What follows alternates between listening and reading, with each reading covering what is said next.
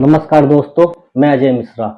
आज कुछ स्वास्थ्य से रिलेटेड विषयों पे एसएस हॉस्पिटल आया हूँ, यहाँ के एमडी साहब डॉक्टर अनूप सर के पास। तो जैसे कि हमारे देश में आजकल कई महत्वपूर्ण स्वास्थ्य से रिलेटेड समस्याएं उत्पन्न हो रखी हैं, इन्हीं विषयों पे हम चर्चा करेंगे। जैसे कि जो हम सर्दी से बचने के लिए उपकरणों का इस्तेमाल करते हैं, हीटर हो गया, गीजर वगैरह हो गए, और आजकल हम जानते हैं कि प्रदूषण अपने चरम पे है। और एक मुद्दा उठा था जो संसद में भी उठा था और कई विधानसभाओं में उठा था, सिरप को लेके। जो खांसियों की सिरप है वो हमारे लिए कितने हानिकारक हैं और उनके क्या साइड इफेक्ट्स हैं। तो सर नमस्कार। नमस्कार मिश्रा जी। सर हम ये जानना चाहते हैं कि जो सर्दियों में बचने के लिए सर्दियों से हम उपकरणों का इस्तेमाल करते हैं, जैसे कि गीजर हो गया और हीटर वगैरह हो गए, तो इनके क्या साइड इफेक्ट हो रहे हैं और हमारे स्वास्थ्य के लिए कितने हानिकारक हैं। ठीक है मिश्रा जी, बहुत बहुत धन्यवाद। आपने हमारे हॉस्पिटल को इस लायक समझा और जो जिन विषयों पर बात कर रहे हैं ये बहुत गंभीर हैं, लेकिन इनके हम अगर उपयोग को सदुपयोग करें तो बहुत अच्छी बात है। जैसे मैं एक एक करके बात बताता हूँ आपको। आजकल सर्दियाँ बहुत ज़्यादा हैं, मेरे पास बहुत सारे ऐसे पेशेंट होते हैं जो स्किन की समस्या को लेकर आते हैं जी, जैसे डर्मेटाइटिस, सूखी खुजली, त्वचा का बिल्कुल ड्राईनेस होना, इस तरह से। अब उनकी जब समस्या पूछी जाती है तो कहते हैं जी हम गर्म पानी से नहाते हैं। आप गर्म पानी से नहाइए, कोई दिक्कत नहीं है, लेकिन बिल्कुल गर्म पानी से मत नहाइए, उसको गुनगुने पानी से नहाइए। और मैं आप सभी को इस चैनल के माध्यम से ये बताना चाहता हूँ कि अगर आप गीजर या गर्म पानी से नहाते हैं तो मॉइस्चराइजर जरूर लगाएं। आप नहा के जैसे ही 2 मग्गा पानी रह जाता है पूरी बॉडी को मॉइस्चराइज कर लें, सरसों का तेल लगाएं, नारियल का तेल लगाएं, बॉडी को बिल्कुल स्मूथ कर लें और फिर अपना टॉवल से पोंछ लें। ये तो रही बात गीजर की। गीजर से आप नहाते हैं तो उसके फायदे भी हैं, क्योंकि गर्मी है, सर्दी है तो गर्म पानी चाहिए, सबको अच्छा लगता है जी उससे नहाने से। बशर्ते उससे बहुत ज़्यादा गर्म पानी से नहीं नहाना चाहिए, उससे बचाव करना चाहिए, ये मेरा अपना मानना है। और मैं सबको ये आपके चैनल के माध्यम से बताना भी चाहता हूँ कि बहुत ज़्यादा गर्म पानी से नहीं नहाना चाहिए सर्दियों में, वो एक हानिकारक है। गीजर की समय समय पर कई सारी दुर्घटना हो जाती हैं, गीजर से फटने से, उससे करंट लगने से। उसका मैं सभी को बोलता हूँ कि उसको अपने इलेक्ट्रिशियन से चेक करा लें, जिससे हम ये छोटी छोटी चीज़ों से हम बचाव कर सकते हैं घर का। अब दूसरी चीज़ आती है हीटर की। आप बंद कमरे में कभी भी हीटर पर ना बैठें या हीटर चला के रात को ना सोएं, इससे बहुत गंभीर समस्याएं हो सकती हैं। मेरे पास ऐसे भी पेशेंट आए हैं कि जिन्होंने, एक फैमिली सो रही थी, वो पूरी रात हीटर चला के सो गई और पूरे कमरे में सफोकेशन हो गया, जिसके कारण उनको इतनी ब्रीदिंग डिफिकल्टी हुई कि एक बच्चे को हमें आईसीयू में भी रखना पड़ा जी। तो मेरे विचार से ये आप वार्मर यूज करें लेकिन हीटर ना करें जी। तो ये किस उम्र के लोगों के लिए ज्यादा हानिकारक है, कितना हानिकारक? जो 60 प्लस के हैं। देखिए हानिकारक तो सबके लिए है जी, क्योंकि सफोकेशन तो बच्चे को भी हो सकता है, बुजुर्ग को भी हो सकता है जी। ये ऐसा नहीं हो सकता कि आप बहुत एज फैक्टर के कारण ही उसको करते हैं। आप उसका जो वॉल्यूम है उसको बहुत कम रखें। जैसे कि आप गर्मी में एसी चलाते हैं, आप 24 पे भी चलाते हैं, 18 पे भी, बहुत चिल्ड में रहते हैं तो नुकसान करता है, लेकिन नॉर्मल चलाते हैं तो नॉर्मल का उपयोग करें, लेकिन कमरे का बिल्कुल भी दरवाजा एकदम सील ना करें जी। उसका वेंटिलेशन जरूर होना चाहिए बाहर से जी। आपका कहने का तात्पर्य यह है कि ज्यादा गर्म पानी का इस्तेमाल ना करें, ज्यादा गर्म पानी का इस्तेमाल ना करें और बंद रूम में हीटर का उपयोग बिल्कुल भी ना करें। ये ऐसा मेरा मानना है, क्योंकि अभी परसों की ही बात है, मेरे अस्पताल में एक पेशेंट आया, पूरी फैमिली आई, जिनको बहुत ज़्यादा सफोकेशन हो गया। और बहुत सारे लोग कोयले का इस्तेमाल करते हैं, जो कि बिल्कुल ही मैं कह रहा हूँ कि बहुत ज़्यादा खतरनाक है। जो उसमें उसका स्मोक होता है, सोते समय आपको तो पता नहीं रहता, आपको नींद आ गई, स्मोक के कारण आप अस्थमा की ओर जा सकते हैं जी। कोयले की भट्टी या कोयला जला के कभी भी बंद कमरे में नहीं रहना चाहिए, ऐसा मेरा मानना है। सर अगर जो इनसे समस्याएं होती हैं उत्पन्न, मान लो कि किसी ने इस्तेमाल कर भी लिया, फिर भी कोई दिक्कत हो जाती है, तो उस समय हम इससे क्या उपाय करें कि थोड़ा राहत मिल जाए, आराम मिल जाए? सबसे पहला काम कि जिस कमरे में आप हैं उससे बाहर निकलें, उसका दरवाजा खोलें, आप खुली हवा में जाएं, डीप ब्रीदिंग करें, इस तरह से ब्रीदिंग करें। ये घरेलू उपाय हैं, और फिर भी उसके बाद अगर कुछ ज़्यादा समस्याएं आपको लगती हैं तो आपको तुरंत डॉक्टर के पास जाना चाहिए। जी सर, जैसा कि हम लोग देख रहे हैं कि दिल्ली एनसीआर में इतना प्रदूषण फैल रहा है। आम लोगों का मानना यह है कि जो दिल्ली एनसीआर में रह रहे हैं उनकी उम्र 20 साल अपने आप ही घट गई है। देखिए, ये तो अभी मैं कह सकता हूँ कि संसद में भी बड़ा हंगामा हुआ था। जी पॉल्यूशन पे अभी भी कोई ऐसी सरकार नहीं आई जो कंट्रोल कर पाई। जी दिल्ली एनसीआर में बहुत ज़्यादा पॉल्यूशन है। तो इसके लिए मैं कुछ छोटे छोटे उपाय आपको बता रहा हूँ जी कि अगर आप बाहर निकल रहे हैं तो एक कपड़े का मास्क लगाएं। जो रेडीमेड मास्क आते हैं बाजार में वो ना लगाएं, क्योंकि उसमें से जो रेसे निकलते हैं वो और ज़्यादा बीमार करते हैं। जी वो लंग्स में जाते हैं, सांस में जाते हैं, और ज़्यादा पेशेंटों को खांसी आ रही है। और इस वक्त बहुत सारे पेशेंट ऐसे आ रहे हैं जिनको खांसी, अस्थमा, गले में खराश, जी गले में दुखन, इस तरह की जो समस्याएं उत्पन्न हो रही हैं वो सिर्फ पॉल्यूशन से हैं।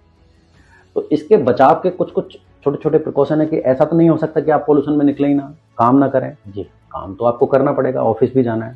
जी आप सबके पास बंद कार तो है नहीं, लेकिन जो लोग टू व्हीलर से जा रहे हैं वो बहुत अच्छा है कि आप एक अंगोछा या सूती कपड़ा बांध के अपने मुंह पे और नाक पे लपेट के जाएं, वो सबसे अच्छा है। पर मैं ये कहूँगा कि आप कपड़े के मास्क यूज करें, जी ना कि जो रेडीमेड आजकल इस तरह के आ रहे हैं जिसमें से रेसे निकलते रहें, और एक ही मास्क को बार बार ना लगाएं, जी उसको चेंज करते हैं। उसको चेंज करते रहें।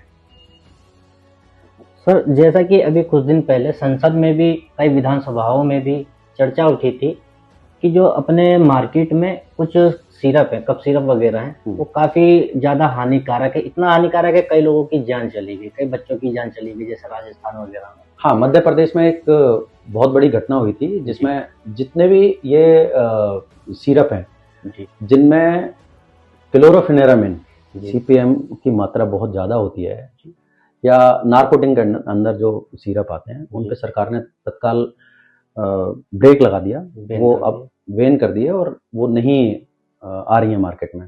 जी पर मैं सभी स्वास्थ्य कर्मियों, डॉक्टरों से, जितने भी प्रैक्टिशनर हैं उनसे मैं ये आग्रह करूंगा कि बच्चों में वो क्लोरोफेनेरामिन और इस तरह के जो सिरप हैं उनको ना एडवाइस करें और उनको बंद भी कर दिया जाए, क्योंकि उसकी मात्रा कई बार क्या होता है कि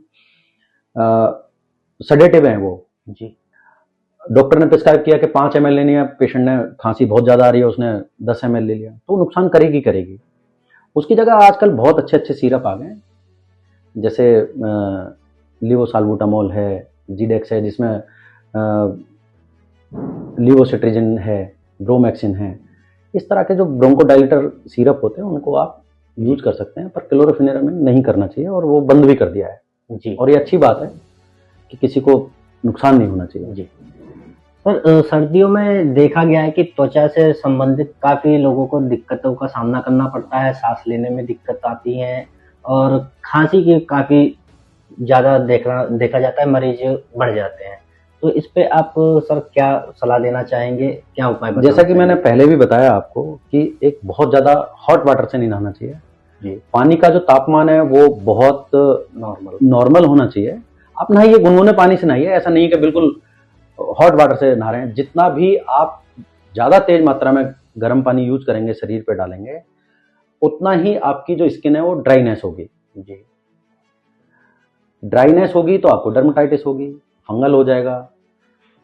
उसके सबसे अच्छे उपाय हैं कि आप गुनगुने पानी से नहाएं और बॉडी को अच्छे से मॉइस्चर करें, जी जैसे नारियल का तेल, सरसों का तेल, उस तरह से आप लगा सकते हैं। दूसरा, आपको मैं एक और बहुत अच्छी राय दे रहा हूँ कि जब भी आप घर जाते हैं अपनी ड्यूटी के बाद, जो भी आप काम करते हैं, तो मेरे विचार से खाना खाने के बाद हल्दी का थोड़ा दूध और गुड़ के साथ वो ज़रूर लें, जिससे आपका गला बहुत साफ़ होगा। ये बहुत एक तरह से आयुर्वेदिक दवाई है जो बहुत अच्छे से काम करती है, खासकर सर्दियों में सबको ये लेना चाहिए।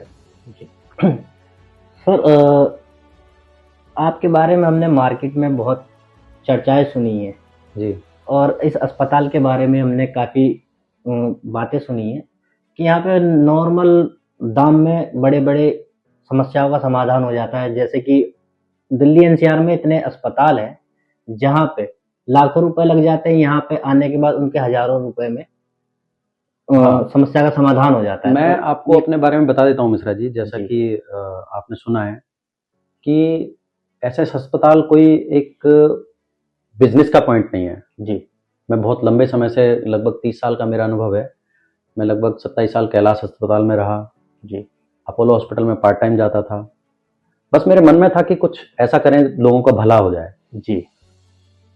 जैसा कि मैंने जब से ये अस्पताल खोला है, हमारे यहाँ नॉर्मल डिलीवरी में जी। अगर किसी महिला को कन्या पैदा होती है तो जी। उसका अस्पताल का हम एक पैसा भी नहीं लेते। और अभी तक लगभग इस 1.5 साल में जब से हमने अस्पताल खोला है 25 डिलीवरी फ्री ऑफ कॉस्ट कर चुके हैं। बहुत अच्छी। फ्री ऑफ कॉस्ट हम करते हैं, उसमें कोई अस्पताल का चार्ज नहीं लेते, ना बेड चार्ज, ना उनसे सिर्फ मेडिसिन और नॉर्मल जो डॉक्टर आती हैं डिलीवरी करने। और हमारे यहाँ सारे डॉक्टर्स कैलाश, फोर्टिस, आपका अपोलो, जो लोग सोशल वर्कर हैं जी। वो भी बहुत सारे ऐसे लोग हमारे साथ जुड़े हुए हैं जो इसमें हमारा सहयोग करते हैं। जी। एक खास बात और है कि हमारे अस्पताल में ये खासियत है कि अगर कोई भी मरीज गंभीर अवस्था में आता है जी। तो उसके पास पैसे हों ना हो, चाहे वो एक्सीडेंट हो, प्राइमरी जो भी उसकी सुविधाएं, जी। जो भी उनकी मतलब हम प्राथमिक सुविधाएं दे सकते हैं, जी। उनके पास पैसे नहीं है तो हम फ्री ऑफ कॉस्ट कर देंगे। ऐसा नहीं है कि हम उसको ऐसे भेज दें। जी। ये हमारी खासियत है। और हमारा ये ध्येय है जी। कि कम खर्चे में उच्च स्तरीय सुविधाएं सुविधा और दी जाए। उच्च स्तरीय इलाज हम देने की उसको कोशिश करें। ये हमारे हॉस्पिटल का एक उद्देश्य है। अस्पताल में डॉक्टर साहब से चर्चा करने से पहले हमने कई लोगों से चर्चाएं करी, उनसे मुलाकात करी। उन्होंने इतनी तारीफ करी जिससे हमारे अंदर उत्सुकता पैदा हुई कि ऐसे कौन से डॉक्टर हैं जो नॉर्मल से खर्चे में इलाज कर देते हैं। तथा कई लोग तो ऐसे मिले जो पास में ही झुग्गी झोपड़ी का इलाका भी है, वहाँ पे भी हम लोग कई लोगों से मिलकर आए। उन्होंने तो यहाँ तक कि कहा कि उनके पास पैसा नहीं रहता है, उनके घर में कोई भी बीमार हो जाता है तो यहाँ आते हैं, उनको उनके पास पैसा हो चाहे ना हो उनका इलाज हो जाता है और वो दवाई भी लेके जाते हैं। पैसा नहीं होते हुए भी कहीं अगर इलाज हो पा रहा है वो एसएस मल्टी स्पेशलिटी हॉस्पिटल में होता है। गरीबों के लिए ये एक अस्पताल नहीं, एक वरदान है। ये हमारा अस्पताल SS multi speciality hospital sector 76 metro station के नजदीक ही है, पास में हनुमान मूर्ति बरोला सेक्टर 49 में नोएडा। नियर रितवान होटल भी है पास में। आपको यदि किसी भी प्रकार की समस्या होती है यहाँ पे फ्री ऑफ कॉस्ट सलाह दी जाएगी और बड़े से बड़ी समस्याओं का समाधान मामूली रुपयों में निदान हो जाएगा। करूँगा कि अगर मेरी कोई भी ज़रूरत है तो आप बिना किसी निस्वार्थ के, बिना पैसे के, आप मुझसे कभी भी 24 घंटे में कोई भी मिल सकता है। मैं यहाँ 11 बजे से 9 बजे तक अवेलेबल रहता हूँ। बाकी फ़ोन पर 24/7 मैं उपलब्ध हूँ। किसी को मेरी सलाह की ज़रूरत है उसका कोई पैसा नहीं लगेगा। हमारे यहाँ कैंसर के डॉक्टर आते हैं, डॉक्टर नमन उतरेजा, जो कि एक बहुत सोशल वर्कर हैं। वो फोर्टिस हॉस्पिटल में ऑन्कोलॉजी के एक बड़े पद पर हैं। और यहाँ पर पिलखुआ एक जगह है, वहाँ पर एक मेडिकल कॉलेज में प्रोफेसर भी हैं। वो हमारे यहाँ आते हैं जिन गरीब पेशेंटों के पास कीमोथेरेपी कराने के लिए पैसे नहीं हैं जी, उन लोगों का वो बहुत ही मिनिमम खर्चे में कीमोथेरेपी से इलाज करते हैं। और अगर उनको रेडियोथेरेपी की ज़रूरत पड़ती है तो उनको मतलब वो वहाँ पर ले जाते हैं और आयुष्मान कार्ड बनवा के हम कोशिश करते हैं कि उनको फ्री ऑफ कॉस्ट में कुछ इलाज करते हैं। जी सर, आपका हमने इतना चर्चा सुना था, इतनी बातें सुनी थी, उसी से हम प्रेरित होकर आपके पास आए और हमने सोचा बहुत बहुत धन्यवाद। मैं चाहता हूं कि आपकी आवाज़ को जनता तक पहुंचाया जाए। बहुत बहुत धन्यवाद आपका। हम भी चाहते हैं कि लोग इस सुविधा का लाभ उठाएं और हम इस प्रेरणा से बढ़ते हुए आगे तक जा रहे हैं। हमने एक 100 बेड का हॉस्पिटल और हायर किया है, जो एक एयरपोर्ट के पास टप्पल एक जगह है, वहाँ पे हम यही सुविधाएं वहाँ पे भी करना चाह रहे हैं। और भगवान की कृपा से और आप लोगों के सहयोग से ये सब चीज़ें हम चाहते हैं कि आगे बढ़ाएं, लोगों को बेहतर से बेहतर सुविधाएं प्राप्त करें, सुविधाएं दे पाएँ यहाँ अपने अस्पताल में। बहुत बहुत धन्यवाद। बहुत बहुत धन्यवाद सर, समय देने के लिए।